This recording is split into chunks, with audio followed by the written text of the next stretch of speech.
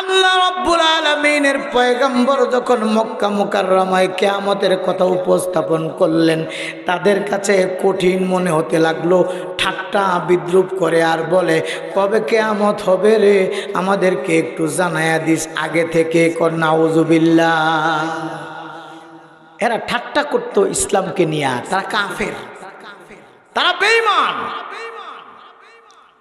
একবার হযরত আলী রাদিয়াল্লাহু তাআলা আনহুকে এক ইহুদি বলল, ও আলী, তোমার নবীর কথা যদি সত্য হয় তাহলে আমরা আর কেউ মরব না। কেমনে? তোমার নবী বলে যেই ঘরে কুকুর থাকে ওই ঘরে ফেরেশতা ঢুকে না। এই হাদিসটা জানেন তো আপনারা? যেই ঘরে কুকুর থাকে সেই ঘরে ফেরেশতা ঢুকে না। এইবার ওই ইহুদিটা হযরত আলী রাদিয়াল্লাহু তাআলা আনহুকে বলল, তো ঘরে কুকুর থাকলে যদি ফেরেশতা না ঢুকে, আমরা যারা ইহুদি আমগর প্রত্যেক ঘরে কুত্তা আছে, তাহলে আমগো ঘরে তো আর আজরাইল ঢুকতো না, আজরাইল তো ফেরেশতা। তাই যদি না আমগর রূহ কবজ করবো কেমনে? তাহলে আমরা আজীবন বাচ্চা যাব। কঠিন একটা যুক্তি না? হযরত আলী রাদিয়াল্লাহু তাআলা আনহু কয়, দোস্ত কথাটা ঠিকই কইছ, তবে তগর বাড়ি যে কুত্তাগুলা আছে এগুলা কি আজীবন বাচ্চা থাকে? কয় না, এগুলোও দেখা যায় 5 বছর 7 বছর 10 বছর পরে কুত্তা কি হয়? মইরা যায়। কয় তাইলে ওই কুত্তা এটাও তো ফেরেশতায় কবজ করছে রূহ। তোরে কইয়া দেই, ওই মালাকুল মউত আসল ফেরেশতা যদি তোগর ঘরে নাও ঢুকে রে, এই কুত্তা মারার ফেরেশতায় তো ঘরে মারব। বন্ধুরা আমার, কাফেররা ঠাট্টা বিদ্রুপ করে, কিন্তু মুসলমানেরা কিয়ামতের কথা শুনে কেঁদে কেটে কাঁপতে কাঁপতে চড়ুই পাখির মতো ছোট হয়ে যায় আর বলতে থাকে, ইয়া রাসূলুল্লাহ, কবে কিয়ামত হবে? আল্লাহর রাসূল পাল্টা প্রশ্ন করেন, কিয়ামত কবে হবে তারিখ জানতে চাও? তুমি ওই কিয়ামতের জন্য কি জমাইছো? কবে কিয়ামত হবে ওইটা জানা যা প্রয়োজন, এর চাইতে বেশি প্রয়োজন আমি ওই কিয়ামতের জন্য প্রস্তুতিটা কি নিয়েছি। আমি যে কবরে যাব, আমি কবরে কি পুঁজি নিয়ে যাব? আমি যে হাসরে উঠব, হাসরের ময়দানে আল্লাহ রাব্বুল আলামিনকে উপহার দেওয়ার মতো আমার কি আছে? আল্লাহর নবীর সাহাবী বলে, নবীজি গো,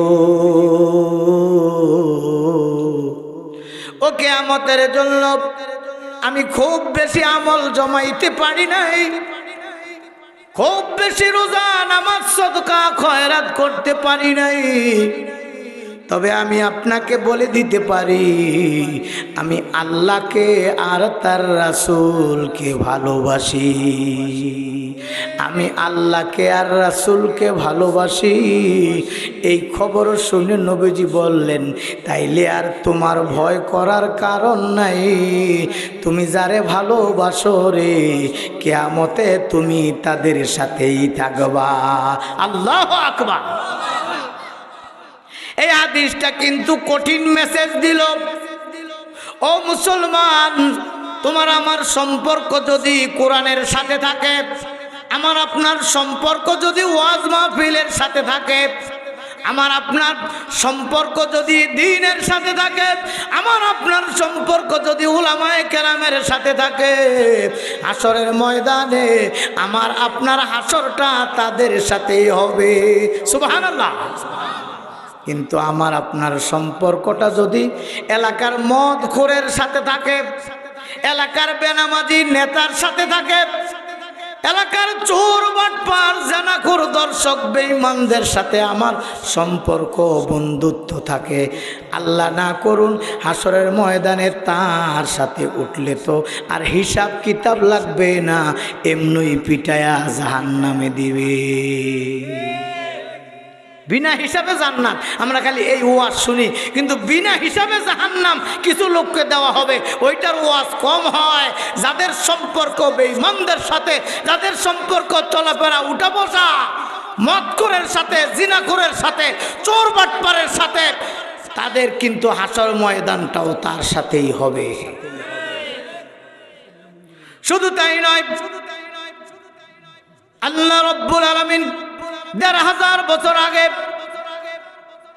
এই সংবাদ দিয়েছেন, এই কর্মীগুলা যেই নেতাদের সাথে চলতো, টেন্ডারবাজ, চাঁদাবাজ, ধোঁকাবাজ, বাটপার, জনগণের সম্পদ লুণ্ঠন করে খায়, এই নেতাদের কর্মীরা হাসরের ময়দানে বলবে, রব্বানা ইন্নানা আতানা সাদাতানা ওয়া কুবারানা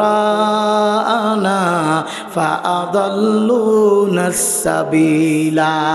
আল্লাহ, দুনিয়াতে আমরা ওই বড় ভাইয়ের সাথে চলতাম, বড় ভাই যা বলছে তাই করেছি, তাদের আনুগত্য করেছি, আর তাদের কথা শুনে শুনে চটকদার দুনিয়ায় আমরা আজকে জাহান্নাম পর্যন্ত এসেছি, আমাদেরকে গুমরাহ করেছে। রব্বানা আতিহিম দিফাইনি মিনাল আযাব ওয়ালআনহুম লানান কাবীরা।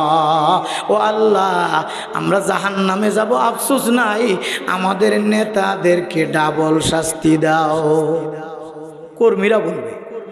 আল্লাহ বলেন লিকুল্লিন দিফুন, আজকে সিঙ্গল কেমন না, নেতারও ডাবল, কর্মীরও ডাবল শাস্তি।